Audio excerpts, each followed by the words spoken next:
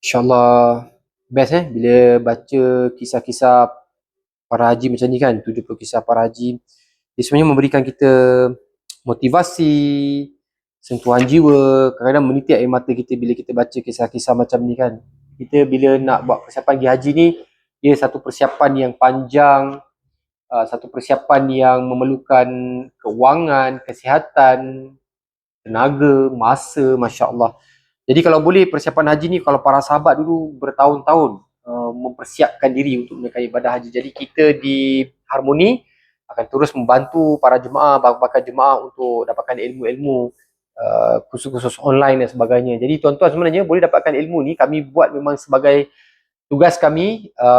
Ianya secara percuma, kita buka pada semua yang nak menimba ilmu tentang umrah, haji dan ziarah, hukum hakam, apa yang terkini dan sebagainya, persiapan. Boleh dapati program kita, ikut secara berkala, buat persiapan awal, tolong kongsikan dengan saudara mara dan sebagainya. Kami sediakan maklumat seperti di bawah. Boleh dapatkan ataupun hubungi pasukan kita di office dan belajar sama-sama insyaAllah.